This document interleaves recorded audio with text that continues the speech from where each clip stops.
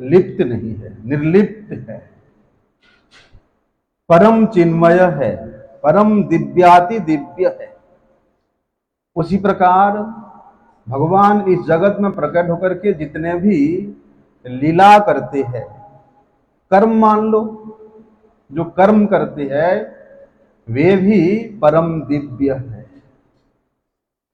इस प्राकृत जगत का लेस मात्र गंध भी आप कल्पना नहीं कर सकते। उधर दरवाजा बंद कर, कल्पना नहीं कर सकते भगवान के जन्म कर्म में लिप्त है बोल करके। भगवान स्वयं अपने इस जन्म लीला के माध्यम से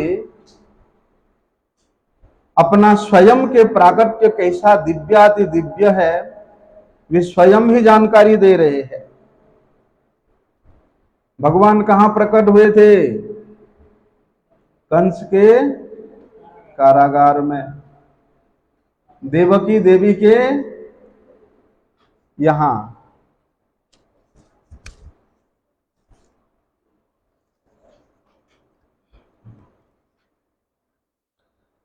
क्या देवकी माता के गर्भ से भगवान जन्म लिया था?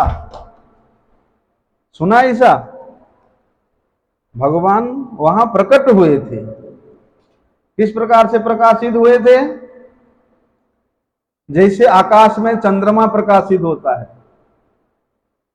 है ना? पूर्वाकाश में जैसे चंद्रमा स्वयं प्रकाशित होती है, उसी प्रकार भगवान वो कंस के कारागार में स्वयं प्रकाशित हुए थे। जैसे साधारण नारी, एक साधारण माता शिशु को प्रसव करती है, शिशु को 9 महीना अपने गर्भ में धारण करके उसको प्रसव करती है,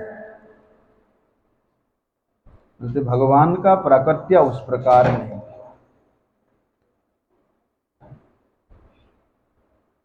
भगवान ऐसे विलक्षणता से प्रकट हुए, ऐसे दिव्याति दिव्य तत्व को प्रकट करके प्रकाशित करते हुए प्रकट हुए। ये गुण रहस्य हम सबको जानना चाहिए। क्या होता है जब साधारण नारी के गर्भ से एक शिशु प्रकट होता है, जन्म लेता है, तो वे नंगे होता है। यहां कपड़े पहन के जन्म लेता है शिशु, नंगे जन्म लेता है। माता के नाड़ी के साथ वो शिशु का नाड़ी भी लगा हुआ होता है और वो नाड़ी के साथ जन्म लेता है। ये संसार के जो साधारण शिशु है। और क्या करता है? जैसे ही माता के गर्भ से बाहर वे इस धरती पे गिरता है, तब क्या करता है? रोता है ना? रोता है। लेकिन भगवान क्या रोए थे? सुना है भगवान कंस के कारागार में देवकी माता के यहां नंगे होकर के जन्म लिए थे? नहीं, भगवान तो पीत वसन धारण करके, घुंघराले घने केस था, शंख चक्र गदा पद्म चतुर्भुज मूर्ति धारण करके, किरीट कुंडल धारण करके स्वयं भगवान अनेक प्रकार के अलंकारों से युक्त होकर के वहां प्रकट हुए थे। चतुर्भुज किशोर मूर्ति धारण करके भगवान वहां प्रकट हुए थे। भगवान वहां प्रकट होते हुए क्या किया? अपना परिचय दिया। भगवान देवकी वसुदेव के यहां प्रकट होकर के स्वयं अपना परिचय देते हैं। और आप लोगों ने श्रीमद् भागवत में वे प्रसंग को सुना होगा कि वे देवकी और वसुदेव पहले जन्म में कौन थे। उनके सभी वृतांत भगवान वहां उनको बताते हैं कि तुम दोनों इस प्रकार का तपस्या किया था और मुझे पुत्र के रूप में प्राप्त करने का अभिलाषा किया था, इसलिए मैं तुम्हारे यहां पुत्र के रूप में प्रकट हुआ। उससे पहले क्या हुआ, भगवान प्रकट होने से पहले देवकी माता के गर्भ से 6 शिशु प्रकट हुआ था, 6 शिशु का जन्म हुआ था। किंतु वे 6 शिशु जो थे वे कोई देवता विशेष नहीं थे। बोलते हैं वरम भगवान सर्वेश्वरेश्वर श्री हरि वहां पर इस तत्व को दर्शाते हैं कि भगवान जब उस कारागार में प्रकट हुए, उनके दर्शन करने मात्र से देवकी और वसुदेव को आभास हो गया था कि अब की बार स्वयं भगवान प्रकट हुए हैं। भाई संसार में कोई शिशु जन्म लेता है, क्या माता पिता उस शिशु का स्तब स्तुति करते हैं? तो यहां भगवान प्रकट हुए तो देवकी वसुदेव स्तब स्तुति करने लग गए।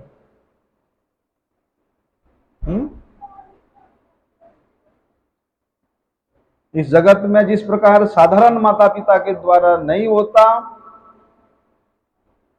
बोलते हैं वो असाधारण कार्य भगवान के संबंधी जनों के द्वारा संपन्न होता है। बोलते हैं ना, जैसे सुबह होता है, कैसे सुबह होता है,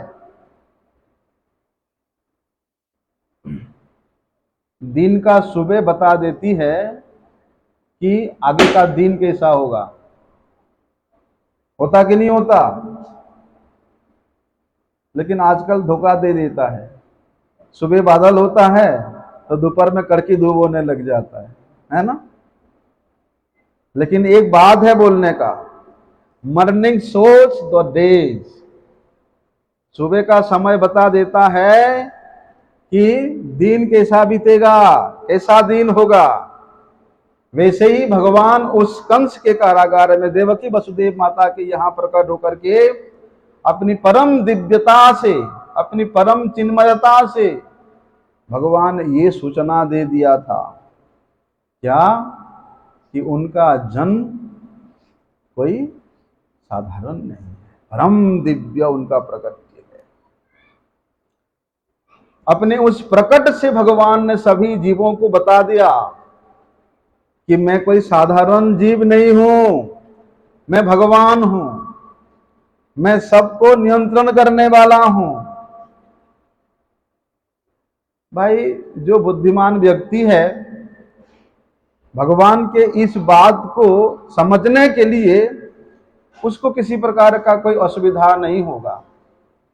लेकिन जो मूर्ख लोग हैं, स्वयं भगवान बताने पर भी, स्वयं भगवान उनके सम्मुख प्रकट होने पर भी, स्वयं भगवान उनके सम्मुख अनेक प्रकार के लीला करने पर भी वे मूर्ख लोग नहीं समझ पाते, नहीं जान पाते। इसलिए भगवान के जन्म कर्म परम असाधारण है, परम दिव्याति दिव्य है। भगवान क्या करते हैं वृंदावन में, उन गोप बालकों के साथ भगवान माखन चोरी करते हैं। वे माखन चोरी करने पर भी उनका वे माखन चोरी लीला परम दिव्य है। भगवान गोपियों के सहित जमुना पुलिन में रास लीला करते हैं, वे भी भगवान के परम दिव्य लीला है। इस प्रकार शास्त्र का वर्णन आता है कि अचिंत्यः खलु ये भावा ताम तर्केण भाजोजयेत् प्रकृतिभ्यः परम यत्तु तद अचिंतस्य लक्षणम।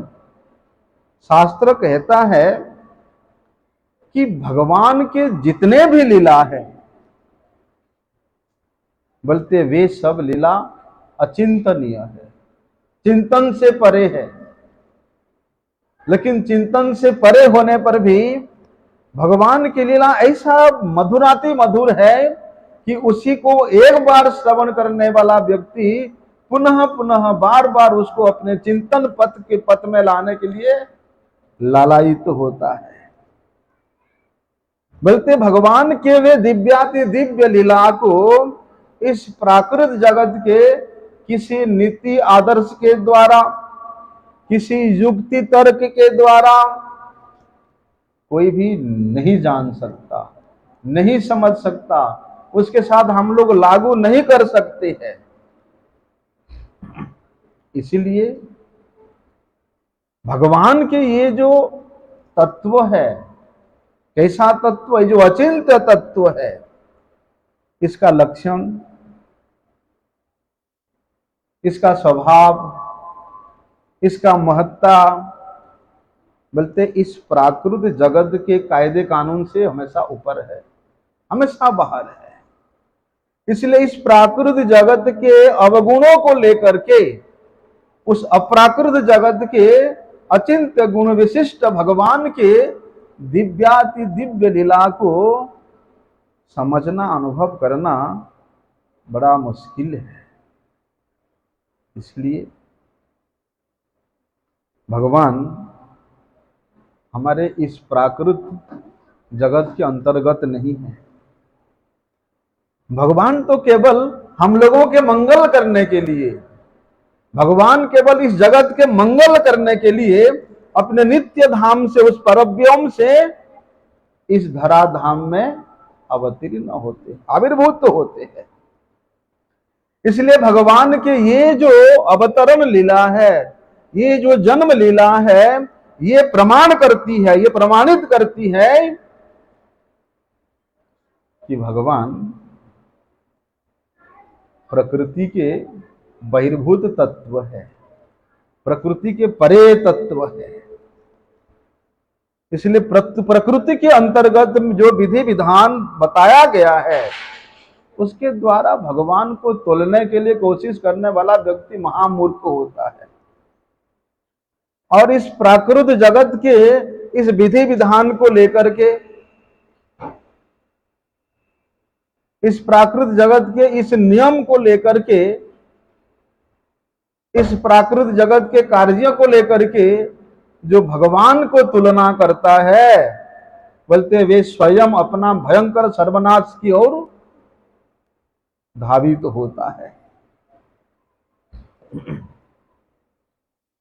इसलिए उस नित्य गोलोक वृंदावन के जो अप्रकट लीला है, उसी अप्रकट लीला को भगवान इस जगत में प्रकट होकर के, इस भूलोक में प्रकट होकर के वे लीला करते हैं। इसलिए इस वृंदावन के जो गोप गोपीगण है, ये भी ये प्रकृति के अंतर्गत नहीं है, ये वृंदावन का भूमि प्रकृति के अंतर्गत नहीं है। ये वृंदावन के जितने भी वृक्ष लताएं हैं, ये भी इस प्रकृति के अंतर्गत नहीं है। इस वृंदावन में जितने भी जीव जंतु कीट पतंग है, वे भी इस प्रकृति के अंतर्गत नहीं है, सब अप्राकृत है। भगवान लीला विलास करने के लिए वो अपनी धाम के सहित, अपने पार्षदों के सहित भगवान यहां प्रकट होते हैं। भगवान के इच्छा से ही उनके लीला का सहयोग करने के लिए उन जितने भी विलास वैचित्री है, वे इस जगत को प्रकाशित करते हैं। और बोलते हैं जो लोग भगवान के माया से मोहित है, ऐसे माया विमोहित जगत वासियों को उस दिव्य जगत के, उस पर जगत के, उस नित्य गोलोक वृंदावन के खबर देने के लिए, उस नित्य वृंदावन में जो आनंद है, उस आनंद का समाचार देने के लिए भगवान अपने पार्षदों को लेकर के यहां प्रकट होते हैं। भाई वहां से कोई आएगा तभी तो बताएगा कि वहां क्या क्या है, हैं? और बोलते हैं वहां जो कुछ होता है, भगवान यहां प्रकट होकर के वे सब लीला करते हैं। क्यों करते हैं? हम लोगों के कल्याण के लिए, कि भगवान जो लीला यहां कर जाते हैं, बोलते उस लीला को चिंतन करने से, उस लीला को बार बार श्रवण करने से, उस लीला का कीर्तन करने से हम भी उस पर जगत के, उस नित्य जगत के आनंद के भागीदार हो सकते हैं। देखो भगवान कितना दयालु है, उनको कोई वस्तु की कमी नहीं है। भगवान तो आनंद स्वरूप है, भगवान रस स्वरूप है, भगवान असमोर्ध तत्व है। उनको सुखी करने के लिए, उनको आनंद करने के लिए किसी की जरूरत नहीं है।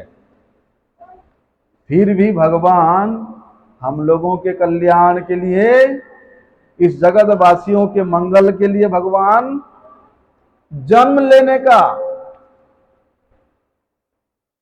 कर्म करने का लीला करते हैं। लेकिन स्वयं भगवान बताते हैं उनका जन्म कर्म कैसा है कि जन्म कर्म च मे दिव्यम एवं यो वेत्ति तत्वतः त्यक्त्वा देहम पुनर्जन्म नेति मामेति सो अर्जुन। देखो भगवान का वे जन्म और कर्म तत्व के विचार से ये दिव्य है। और जो व्यक्ति इस तरह भगवान के ये जन्म लीला को, भगवान के यहां प्रकट होकर जितने भी लीला किया, जितने भी कर्म रूपी लीला किया, उन लीलाओं को जो व्यक्ति अच्छी तरह से जान लिया, अच्छी तरह से समझ लिया, बोलते वही व्यक्ति भगवान के प्रसन्नता को प्राप्त करता है, भगवान के कृपा को प्राप्त करता है। और इस जगत में जो व्यक्ति भगवान को प्रसन्न कर लिया, उसको फिर दोबारा इस जगत में जन्म लेना नहीं पड़ता है। तो भगवान स्वयं कितनी सरल उपाय बताते हैं कि भैया जो व्यक्ति तत्वतः जो व्यक्ति इसको जान लेता है, समझ लेता है, क्या मेरे जन्म और कर्म दिव्य है, वो व्यक्ति फिर पुनर्जन्म नहीं लेता, वो व्यक्ति फिर कर्म के पचड़ों में नहीं पड़ता, इस संसार में आकर के त्रिताप में दग्धीभूत नहीं होता। ऐसा बरम कहते हैं मुझे प्राप्त कर लेता है। इतनी सी बात है। अरे भगवान को प्राप्त करना ही तो प्रत्येक मनुष्य का चरम और परम लक्ष्य है। और भगवान को जो प्राप्त कर लिया, उसके पास कोई कमी नहीं रहता, सब कुछ परिपूर्ण हो जाता है।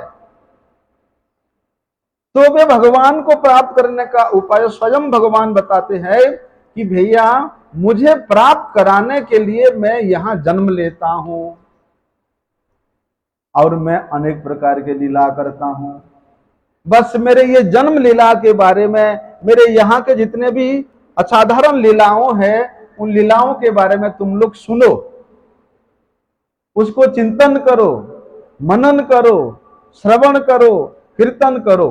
बस ये करते करते तत्वतः जब तुम प्रतिष्ठित हो जाओगे, तब फिर तुम मुझे प्राप्त कर लोगे। इस तरह भगवान इस जगत वासियों के मोह माया से भरा संसार से उद्धार करने के लिए, शोक मोह भय से विमुक्त करके भगवान उसको अपने निकट ले आते हैं, भगवान उसको अपने सम्मुख ले आते हैं, अपने नजदीक ले आते हैं।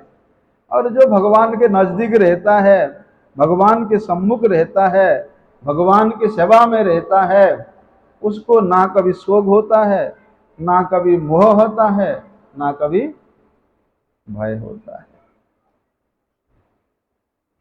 लेकिन भैया सावधान, जब भगवान बोल रहे हैं कि मेरा जन्म कर्म दिव्य है, फिर जो व्यक्ति भगवान के जन्म और कर्म को इस प्राकृत या माइक समझता है, उसका परिणाम बड़ा ही खतरनाक है। क्या भगवान के जन्म और कर्म रूपी इस दिव्य लीला को जो व्यक्ति माइक, मायामय या प्राकृत समझ लेता है, उसको कभी भी संसार से मुक्ति नहीं मिलता है। ये संसार में बार बार जन्म लेता है, कभी कुत्ते बिल्ली कीड़े मकोड़े के रूप में, और यहां सड़ता रहता है। लेकिन उन लोगों के लिए असुविधा नहीं होती है जो लोग बुद्धिमान है। बुद्धिमान कौन है? जो बड़े श्रद्धा से भगवान के इस जन्म वृत्तांत को, इस जन्म सिद्धांत को श्रवण करता है। और जो लोग नहीं सुनते हैं उनको बड़ी असुविधा होती है। कुछ लोग क्या सोचते हैं, अपने को बड़े ज्ञानी मानते हैं, अरे हम सब जानते हैं। और कुछ लोग तो बड़े निरीह मूर्ख है, एकदम पूरा, जिनको अति अज्ञानी बोलते हैं। ये अति अज्ञानी क्या करते हैं? ये लोग बिल्कुल तो भगवान के बारे में कुछ जानना नहीं चाहते हैं। भगवत तत्व के बारे में इन लोगों को कोई भी जानकारी नहीं होता है। क्या सोचते हैं? अरे हमारे जैसा हार्डी रक्त मांस है, ऐसे ही कृष्ण का भी हार्डी रक्त मांस से भरा शरीर है। ठीक है, कोई बड़ा राजनीतिज्ञ था, कोई बोलता अनैतिक था, कोई बोलता लंपट था, कोई बोलता कामुक पुरुष था, है? इस प्रकार भगवान को वे लोग दोषारोप करते हैं। और बोलते हैं अरे भगवान जब 16,108 गोपियों को शादी किया तो मैं 16 क्यों नहीं कर सकता हूं? भगवान जब 100 करोड़ों गोपियों के लेकर रासलीला किया, मैं 10 लेके क्यों नहीं कर सकता हूं लीला? भगवान के साथ स्पर्धा करने में ऐसे जो अज्ञानी लोग हैं, मूर्ख लोग हैं, प्रयास करते हैं। वो बोलते हैं ना, जहां पर बड़े बड़े देवदूत गण भी कदम रखने को डरते हैं, वहां ऐसे मूर्ख लोग फटाफट पहुंच जाते हैं, है ना? व्यक्ति 100 बार सोचेगा उस जगह पे जाने के लिए, वहां पैर रखने के लिए। लेकिन ऐसे जो अज्ञानी लोग होते हैं, मूर्ख लोग होते हैं, बिना हिचकिचाहट के वहां खड़े हो जाते हैं। Fools rush in where angels fear to tread. देवदूत गण जहां जाने को डरते हैं, ऐसे मूर्ख व्यक्ति वहां झटपटाहट बिना किसी हिचकिचाहट पहुंच जाते हैं। इसलिए इस प्रकार के लोगों की जो बुद्धि है हमेशा भ्रमित होती है। और बुद्धि भ्रमित होने के कारण ये लोग क्या करते हैं? भगवान के जन्म को, भगवान के लीला को साधारण मानने लगते हैं। यद्यपि भगवान की जो लीला, जन्म लीला अलौकिक है। देखो पुतना ने क्या किया था, अपने स्तन में कालकूट विष लगा करके भगवान को मारने के लिए आया था। भगवान ने उसका स्तन पार करके उसका कल्याण कर दिया। भगवान ने दावानल पान कर किया। तुम लोग बीड़ी पीते हो, बीड़ी उल्टा करके कभी मुंह में देके देखना, जिधर आग लगाते हो पता चलेगा। भगवान पूरे वन में जितना आग लगा था सब पी गया। 7 दिन तक, 7 दिन 7 रात तक भगवान ने इतना विशाल गिरिराज जी को उठाया था, धारण किया था। ये मूर्ख लोग इन लीलाओं को भूल जाते हैं। तुम 10 किलो का पत्थर को उठा कर 1 घंटा खड़े होकर देखो तो पता चलेगा। ये जो अज्ञानी मूर्ख लोग हैं, भगवान की अलौकिक लीलाओं को भूल जाते हैं और बोलते हैं अपने उस अनर्थ युक्त, दुर्गंध युक्त चित्त के द्वारा भगवान ने गोपियों के साथ जो निगूढ़ लीला किया था, बोलते उस लीला के बारे में विचार करने को जाते हैं। लेकिन देखो भैया, सुखदेव गोस्वामी जी ने श्रीमद् भागवत में ये चेतावनी दे दिया है। कैसा चेतावनी?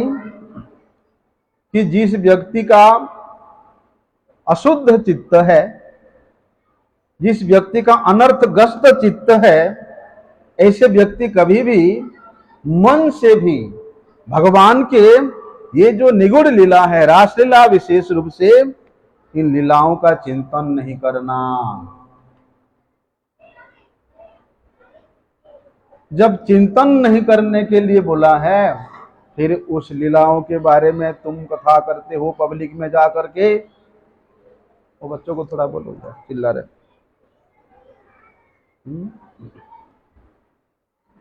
यदि जो व्यक्ति दाम्भिक हो करके अयोग्यता के साथ, अनधिकार के साथ भगवान के ये जो निगूढ़ लीला है, निगूढ़ लीला किसको बोला है? गोपियों के साथ भगवान का जो मधुर लीला है, ये निगूढ़ लीला है। और उसमें से भी विशेष रूप से जो रास लीला है, ये सब लीलाओं को जो व्यक्ति अनधिकार होकर के उसको स्मरण मनन चिंतन करने का प्रयास करता है, उसका विनाश हो जाता है। अरे वो तो शिव जी थे, शिव जी थे बोल के वे समुद्र मंथन से जो कालकुट विष, हलाहल कालकुट विष निकला था, वे पान कर गए। तुमको तो एक बिच्छू भी काट दे तो तुम राम नाम सत्य हो जाते हैं। हाँ, तुम जहर का एक थोड़ा सा टुकड़ा अपने जीभ पे दे के देखो। इसलिए सुखदेव गोस्वामी जी ने जो निर्देश दिया, ये अलंघनीय है। इसको लंघन करके, इसको परवाह नहीं करके जो व्यक्ति उस प्रकार का प्रयास करता है, वे अज्ञान समुद्र में हमेशा के लिए निमग्न रहता है। ये जो अति अज्ञानी है, महामूर्ख लोगों का विचार है।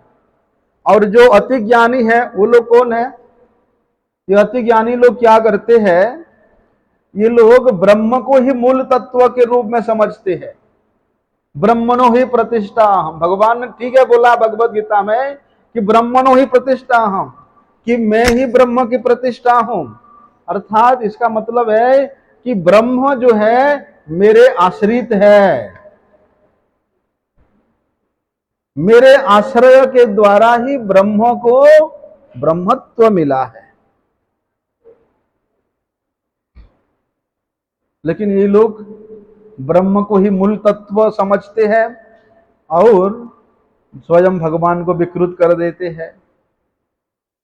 ब्रह्म को मूल तत्व के रूप में स्थापित करके भगवान को क्या सोचते हैं? भगवान श्री कृष्ण को कि ब्रह्म के जो समष्टि अज्ञान आच्छादन है वो ईश्वर है, वो हरि है, वो भगवान है, ऐसा कल्पना करते हैं।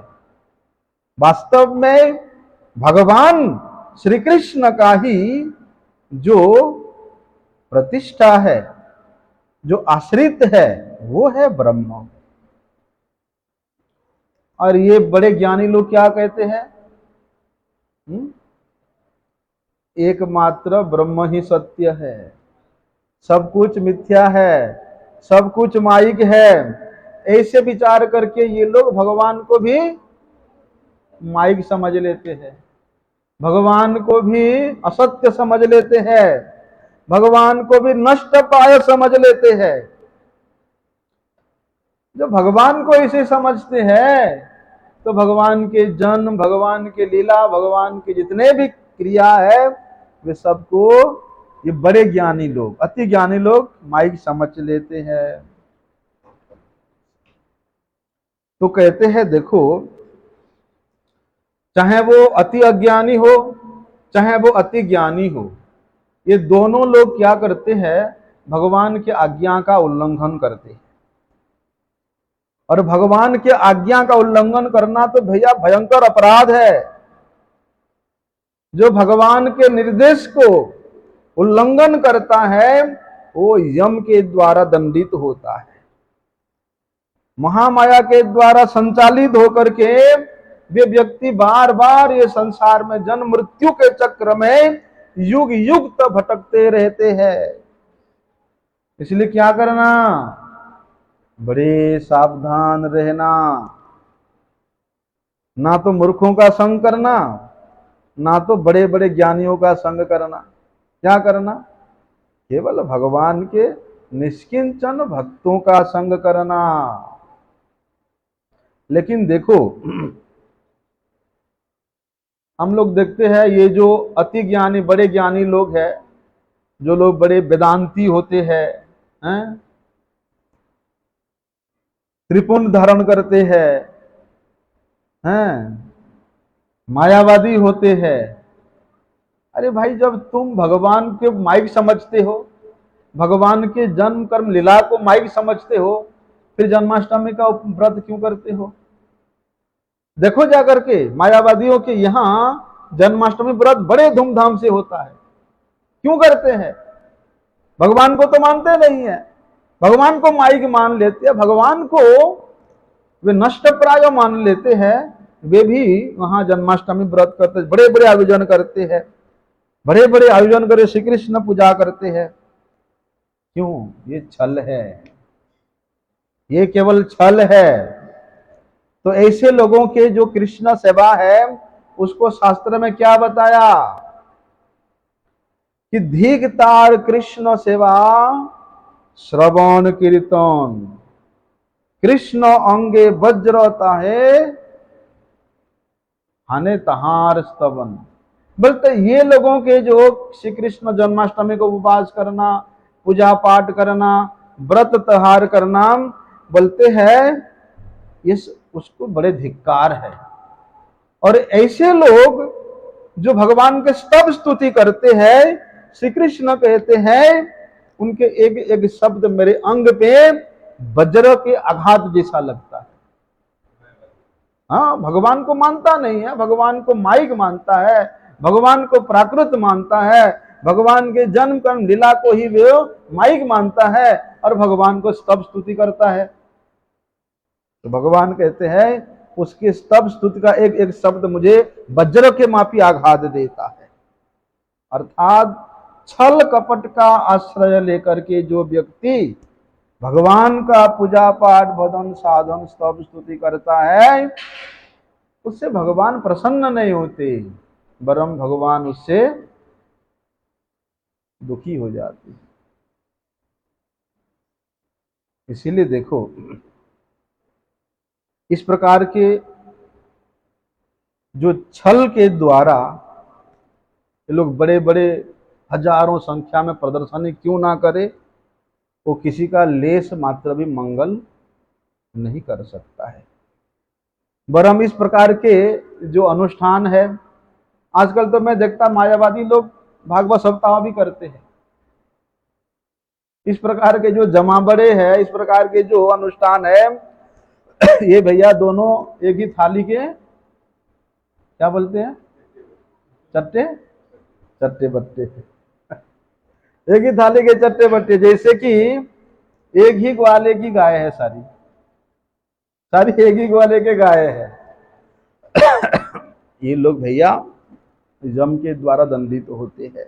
इसलिए सहज में ये लोगों को पहचान करके संग करना। जो भी है, आज भगवान का अवतीर्ण होने का तिथि है। भगवान क्यों अवतीर्ण होते, भगवान क्यों प्रकट होते हैं, भगवान अजन्मा होकर के भी क्यों जन्म लेते हैं? देखो, हम लोग भगवत गीता में इस बात को सुनते हैं, प्रायशः सुनते हैं कि भगवान जो है साधुओं की रक्षा करने के लिए और असुरों का विनाश करने के लिए और धर्म का संस्थापन करने के लिए भगवान युग युग में अवतरित होते हैं। परित्राणाय साधूनाम विनाशाय च दुष्कृताम धर्म संस्थापनार्थाय संभवामि युगे युगे। विशेष रूप से इन 3 कारणों से भगवान इस जगत में अवतीर्ण होते हैं। सबसे पहले तो यहां प्रश्न उठता है, अरे भगवान अपनी इच्छा करने से करोड़ों करोड़ों ब्रह्मांड की सृष्टि कर लेते हैं, इच्छा करने मात्र से। ना केवल सृष्टि, स्थिति और संहार भगवान के इच्छा मात्र से एक ब्रह्मांड का नहीं, करोड़ों करोड़ों ब्रह्मांड की हो जाता है। तो भगवान इच्छा करने से क्या ये 3 काम नहीं कर सकते हैं? हैं? अरे भैया, तुम इच्छा करके करोड़ों करोड़ों ब्रह्मांड सृष्टि करके स्थिति करके प्रलय तक कर लेते हो, और एक ब्रह्मांड में, वो भी भारतवर्ष में, ये 3 काम तुम अपनी इच्छा से नहीं कर सकते। हैं? साधुओं का परित्राण करना, अधर्मियों का, असुरिक लोगों का नाश करना, और धर्म का स्थापना करना, तुम तो इच्छा करने से हो जाएगा। क्या असंभव है भगवान के लिए? इच्छा से इतने बड़े बड़े काम कर लेते हैं, और ये छोटे छोटे काम इच्छा से नहीं कर सकते हैं। तो कहते हैं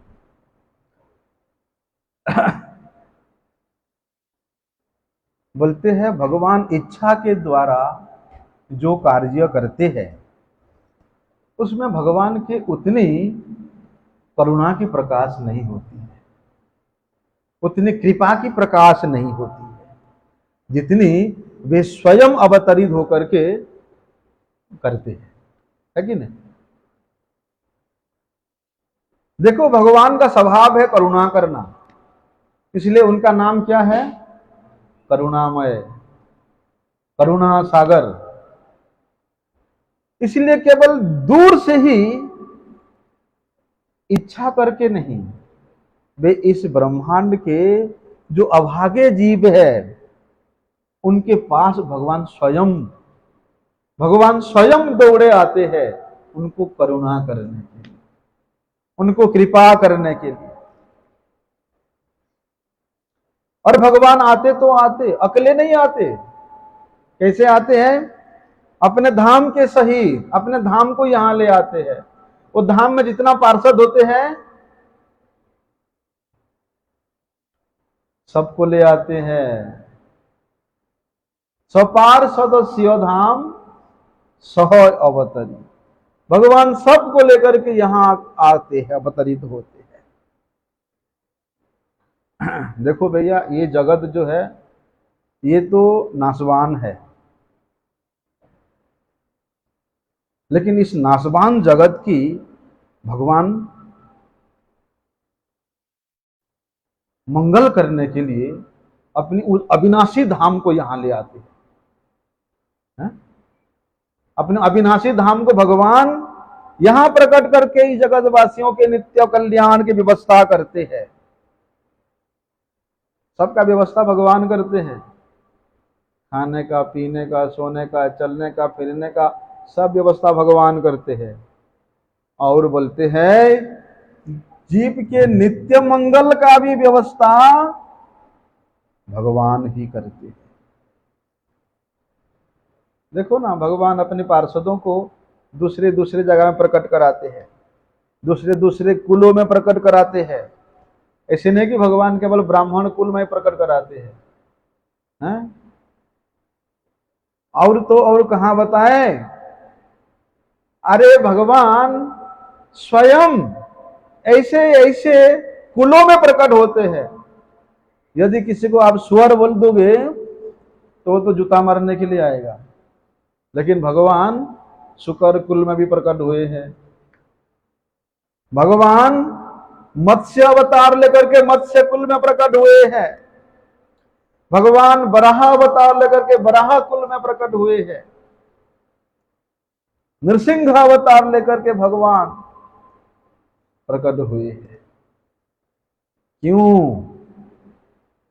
सभी का कल्याण करने के लिए, सभी का मंगल करने के लिए।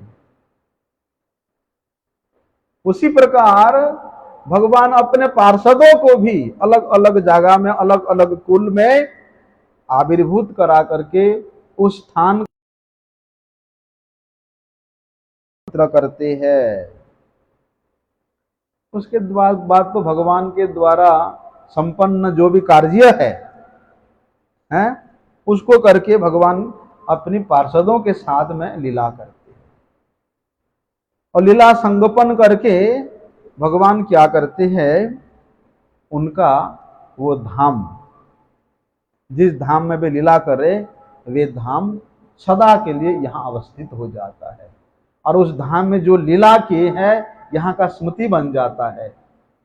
इसलिए उस धाम का आश्रय लेकर के, उस धाम में भगवान के जन्म कर्म जितने भी लीला हुआ, उन लीलाओं का श्रवण कीर्तन करने मात्र से जीव का परम कल्याण हो जाता है।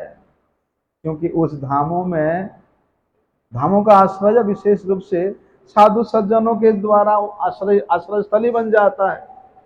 और जहां साधु सज्जन रहते हैं, उनके मुख का एक ही बात होता है, कृष्ण कथा, कृष्ण प्रसंग, कृष्ण आलापन ही उनका एक ही वृत्ति रह जाता, ऑक्यूपेशन रह जाता है। और बोलते हैं जो भगवत उन्मुख, भगवत विमुख जन है, उनको भगवान के प्रति उन्मुख करने के लिए ये साधु संत जन हमेशा तैयार रहते हैं। भगवान के प्रेरणा से, भगवान के इच्छा से वे इस धाम में रह वास करके सबका परम कल्याण करते हैं। अरे भैया, इतना ही नहीं है, देखो भगवान का नाम, भगवान का रूप, गुण, लीला, ये जो परम पावन लीला स्थली है, उनके परम पावन लीला कथा है, बोलते हैं उनके जो आविर्भाव स्थली है, प्रकट स्थली है, उनके पार्षदों के जो पूरे ब्रज में प्रकट स्थली है, और उन पार्षदों के जो आविर्भाव तिथियां हैं, बोलते ये सभी जीवों का मंगल का परम स्रोत है। उनके पार्षदों के लीला स्थलियों का दर्शन करके, उनके प्रकट तिथि के दिन में वहां जाकर के प्रणाम करने से सभी दुष्कृति नाश हो जाती है। परम सुकृति युक्त होकर के वे भगवत पाद पद्म को प्राप्त कर लेता है। इतना पर्याप्त नहीं है, देखो भगवान क्या करते हैं, अपने ये जो भौम धाम है, भगवान यहां स्वयं आकर के निवास करते हैं। और भगवान यहां रह करके किसी किसी भाग्यवान जो उत्तम रसिक भागवत भक्त है, उस भक्त के उत्कंठा के अनुसार भगवान उसको दर्शन भी देते। आज भी ऐसे ऐसे रसिक जन है, उनके उत्कंठा से लालायित होकर के, खिंचे जा करके आज भी भगवान इस वृंदावन में, इस व्रज में दर्शन दे रहे हैं। जहां भगवान के नाम नित्य रहता है, वहां भगवान नित्य निवास करते। और भगवान स्वयं इस बात को बताए हैं, अरे भैया, इस वृंदावन को छोड़ करके मैं एक पग भी अन्यत्र कहीं नहीं जाता हूं।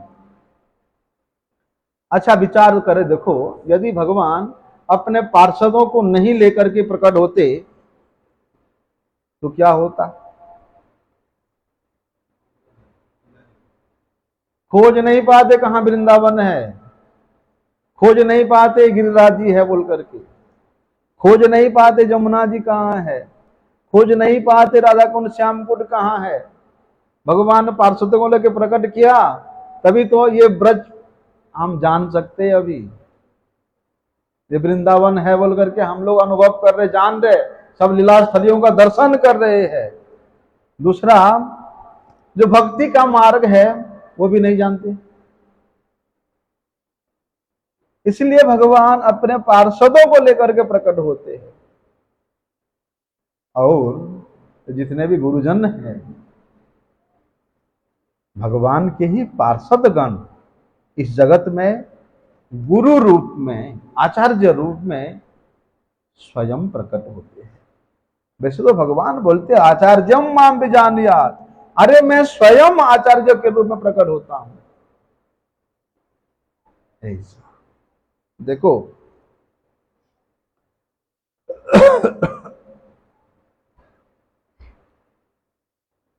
भगवान अनेक अवतार लेते हैं,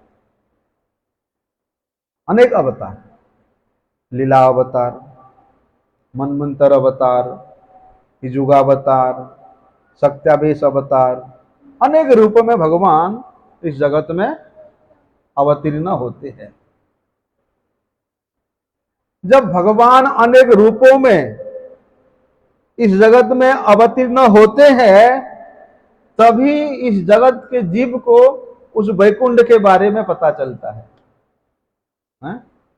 अभी जैसे हमारे साइंटिस्ट लोग, इसरो के साइंटिस्ट लोग मंगलयान, मंगल ग्रह में चांद पे भेजा है ना, मंगल पे भेजा है, चंद्रयान भेजा है।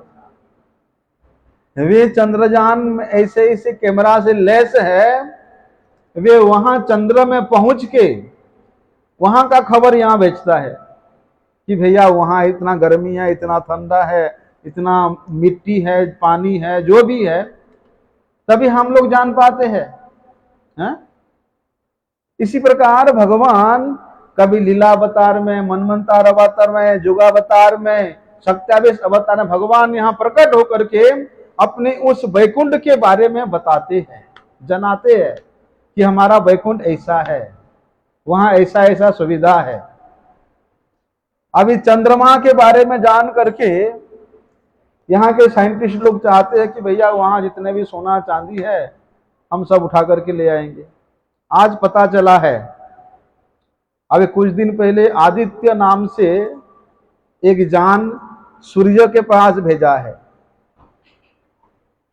और सूर्य के आसपास में इतना सोना है, इतना सोना है, बोलते हमारे धरती, हमारे पृथ्वी ढक जाएगा, इतना सोना है।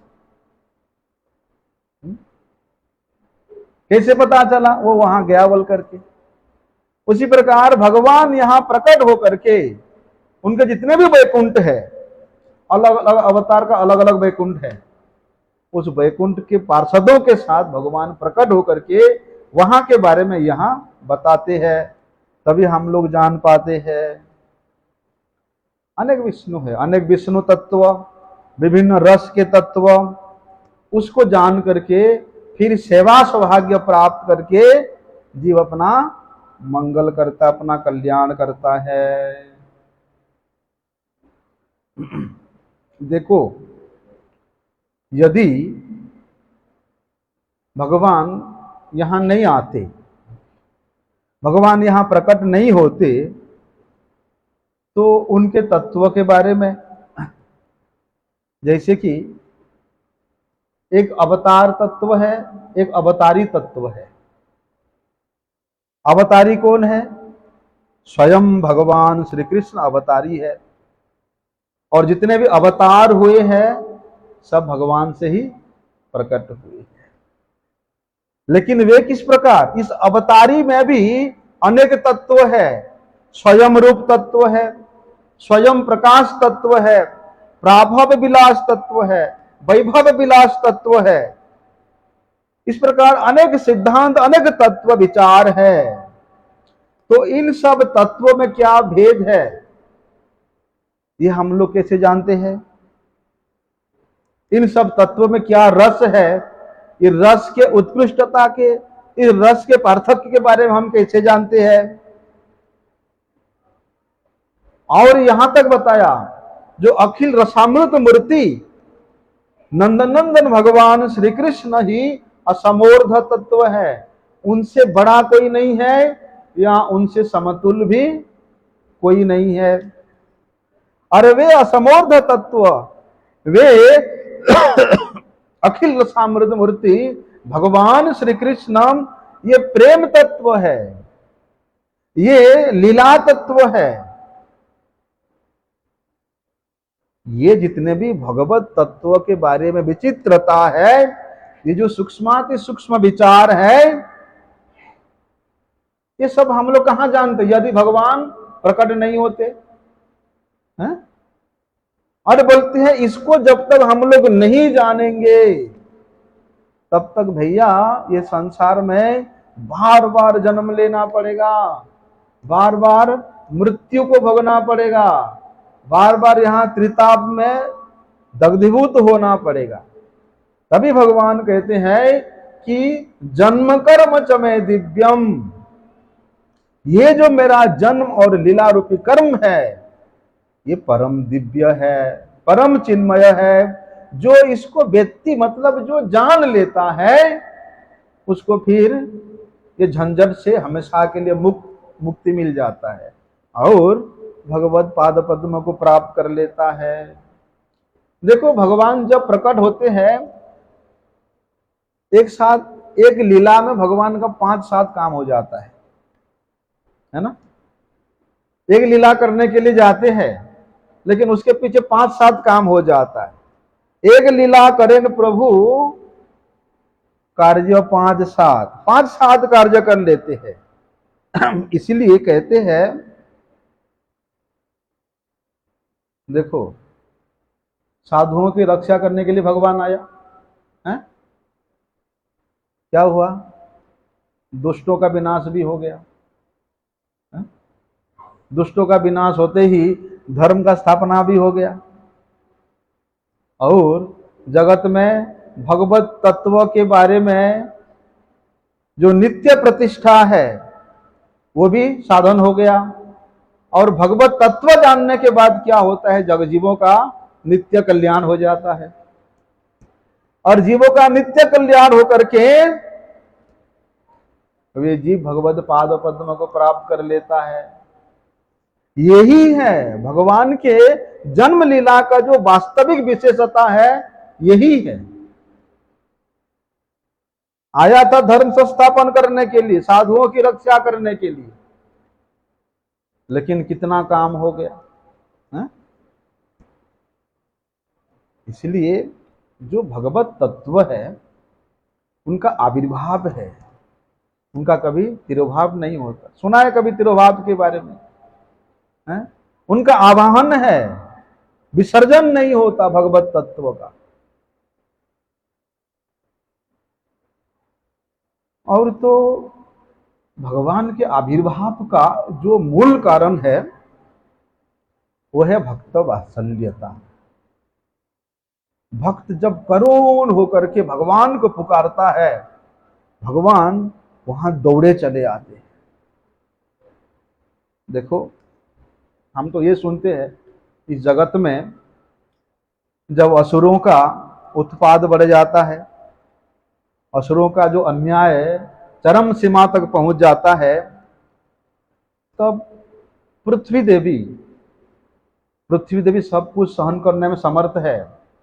अरे देखो पृथ्वी देवी में कितना विशाल विशाल पहाड़ है, पर्वत है, उसको धारण करके सहन कर रही है? और क्या ये असुरों अपने ऊपर ये असुर लोगों का अत्याचार सहन नहीं कर सकती है? कितने जीव यहां कितना कुछ करते हैं, सब कुछ धरती माता सहन करती है, धैर्य धारण करके सब कुछ सहन कर लेती है। लेकिन जब सहन करते करते सीमा पार हो जाता है तब ये पृथ्वी देवी, वैसे तो पृथ्वी देवी कौन है, भगवान विष्णु का ही पत्नी है। पृथ्वी जो है ये भगवान विष्णु का ही पत्नी है। तो पृथ्वी देवी अपने प्रति जो अत्याचार हो रही है उसको सहन करने में कोई प्रॉब्लम नहीं है, चुपचाप सहन कर लेती है। लेकिन जब अपने पति भगवान विष्णु के बारे में कोई उल्टा पुल्टा बोलता है तब उनसे सहन नहीं होती। भगवान के मर्यादा को लंघन करके जब यहां कोई अत्याचार करता है, उनके भक्तों के प्रति जब अत्याचार होता है, तब भैया वे अत्याचार चरम रूप ले लेती है। तभी वहां पृथ्वी देवी वो सहन कर नहीं पाती। तभी ऐसे जो असुर विद्वेषी, ऐसे जो भगवत भक्त विद्वेषी असुर जन है, उनके भार को सहन करने में असमर्थ होने के कारण वे भगवान से व्याकुल होकर प्रार्थना करते। तभी भगवान श्री हरि अपनी पत्नी पृथ्वी देवी के उस भार को हरण करने के लिए भगवान यहां अवतरित होते हैं।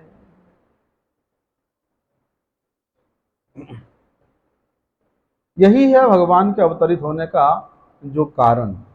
लेकिन कहते हैं ये पृथ्वी देवी के जो भार हरण करना ये मुख्य कार्य नहीं है भगवान का, ये गौण कार्य है।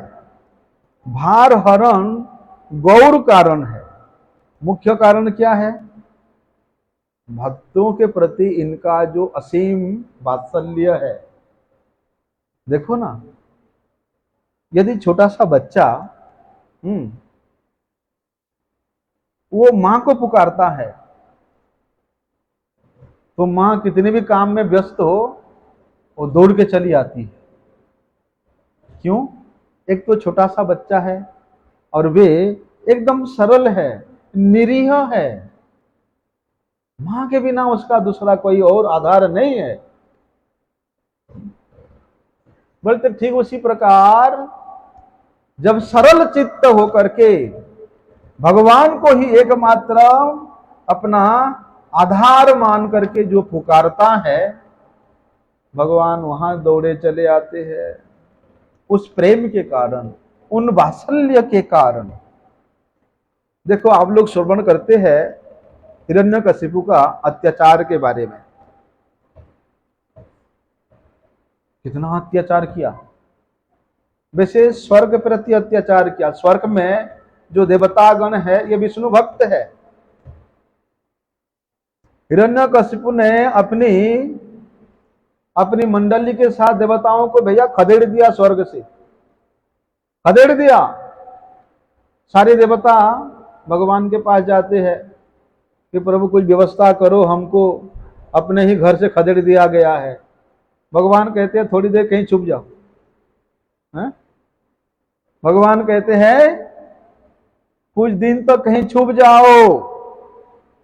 बाद में हिरण्यकशिपु के पुत्र के रूप में भगवान का अंतरंग भक्त को भगवान ने भेजा। और जब उस भक्त के ऊपर, प्रहलाद जी के ऊपर अत्याचार होने लगा, तब तो भगवान से भी सहन नहीं हुआ। लेकिन प्रहलाद महाराज के अत्याचार को, प्रहलाद महाराज के प्रति अन्याय अत्याचार को निवारण करने के लिए भगवान नृसिंहदेव प्रकट हुए, ये मूल कारण नहीं है। अरे भक्त अपने को जितने भी कष्ट हुए, दुख हुए, उसके लिए भगवान को नहीं बुलाता है कि प्रभु मैं इतना कष्ट पा रहा हूं, इतना दुख पा रहा हूं, मेरे उद्धार करने के लिए आप आ जाओ। भक्त ऐसा प्रार्थना नहीं करता।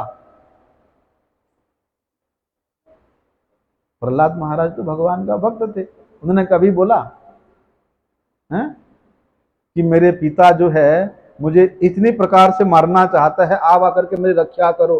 प्रहलाद जी ने बोला? नहीं बोला। हमेशा क्या बोला? हरे कृष्ण कृष्ण कृष्ण हरे हरे, राम राम राम।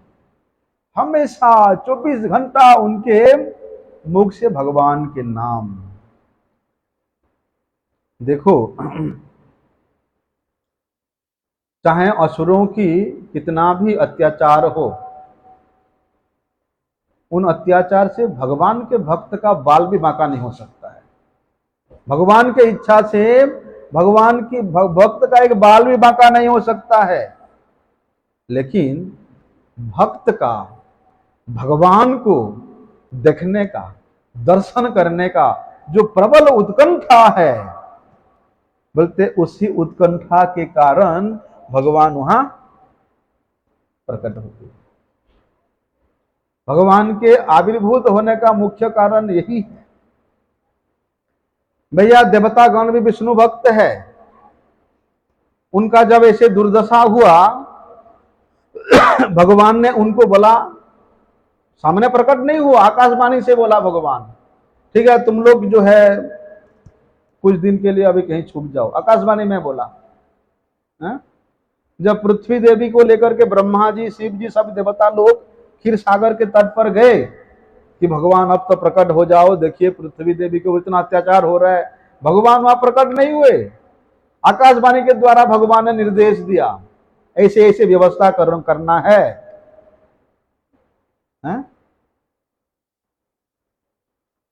तो भगवान वहां आकाशवाणी के माध्यम से उत्तर दिया, दर्शन नहीं दिया। क्योंकि देवता लोग क्यों भगवान से प्रार्थना किए थे कि आप आकर के हमारे व्यवस्था कर दो, कि हिरण्यकशिपु ने हमको अपना राज्य से निकाल दिया है, अभी हम अव्यवस्थित है, इसलिए आकर के आप हमारा व्यवस्था कर दो, दर्शन दे दो। ऐसा नहीं बोला कि प्रभु आपके दर्शन के लिए हम लोग लालायित है, आप दर्शन दे दो। देवता लोग ऐसे प्रार्थना नहीं किया। लेकिन प्रहलाद जी के हृदय में साक्षात रूप से भगवान को दर्शन करने का प्रबल इच्छा, उसी इच्छा के कारण उनके समक्ष भगवान प्रकट हो, साक्षात रूप से प्रकट हुए। और उन दुष्टों का नाश करना यह मुख्य कार्य नहीं है, आनुषंगिक कार्य है। ये बोलने का मतलब ये है कि भगवान के जो प्रिय भक्त जन है, जो अंतरंग भक्त जन है, उनके प्रति भगवान का जो प्रेम है, जो वात्सल्य है, वही वात्सल्य ही भगवान को आविर्भूत कराने का मूल कारण है। असुरों का विनाश करना ये आनुषंगिक कार्य है, मुख्य कार्य नहीं है। इसलिए परित्राणाय साधूनाम, साधुओं के परित्राण के लिए भगवान अवतीर्ण होते हैं। हम लोग कई बार क्या होता है, ये परित्राण शब्द का अनर्थ कर बैठते हैं। परित्राण शब्द का वास्तविक अर्थ हम लोग जानते नहीं है। क्या समझते हैं हम लोग कि साधुओं के ऊपर असुरों का जो अत्याचार हो रहा है उसी से परित्राण करो, यही तो सुनते हम लोग ना। वास्तविक ये अर्थ नहीं है भाई। जो उत्तम साधु होता है ना, वो अपने परित्राण के लिए कभी भगवान से प्रार्थना नहीं करता है। साधु तो यही प्रार्थना करता है, हैं? कि नाथ योनि सहस्रेषु जैसो जैसो ब्रजाम्य हम, कि हे भगवान आपके इच्छा से मुझे जिस जिस जोनी में, चाहे नरक में भी जाना पड़े तो मैं तैयार हूं। लेकिन प्रभु जहां जाऊं वहीं पर आपके भक्त मुझे मिल जाए बस। नहीं बोला भक्त कि नहीं प्रभु नरक में जाने से मुझे बहुत कष्ट होगा, हैं? नहीं प्रभु स्वर्ग में जाऊंगा, नहीं नहीं स्वर्ग में भी नहीं जाना है, वहां तो जब तक पुण्य रहूंगा, बाद में देवता लोग लात मार के मुझे भेज देंगे यहाँ, वहां भी नहीं जाना है। जैसो जैसो ब्रजाम्य हम तेसो तेसो अचला भक्ति अच्युतस्तु सदा। हे प्रभु जहां भी जाऊं आपके प्रति मेरा अचल भक्ति बनी रहे। तो देखो जो उत्तम साधु है उनको भगवत दर्शन नहीं होने के कारण, भगवान का दर्शन नहीं होने के कारण उनके हृदय में जो तीव्र वेदना है, जो अत्यंत दुख है, उसे अदर्शन रूपी वेदना से परित्राण, यही ये इसका निकटतम अर्थ है, ये इसका वास्तविक अर्थ है। क्योंकि भगवत अदर्शन से साधु को, भक्त को जितना कष्ट होता है और किसी वस्तु से उतना कष्ट नहीं होता है। कुल मिलाकर के भैया जो है भगवान का जो आविर्भाव है, भगवान का जो प्राकट्य है, ये मूल कारण क्या है? भक्त वात्सल्यता। भक्त वात्सल्यता के कारण भगवान यहां खिंचे आते हैं, दौड़े आते हैं। भगवान के कथा तो अनंत है, हरि कथा अनंत, कभी समाप्त होने वाली नहीं है। और आज के दिन में तो अहरनिश हमेशा हरि कथा ही होना चाहिए। और भगवत तत्व के ये विषय इतना गंभीर है, जितना गंभीर है उतना ये मधुर भी है। यदि निष्ठा के साथ इसको श्रवण किया जाए उत्साह के साथ श्रवण किया जाए तो इसके जो वास्तविक रस है तभी आस्वादन होगा, तभी मिल सकता है। अभी ठाकुर जी का प्राकट्य का समय बहुत जल्दी जल्दी आते जा रहे हैं,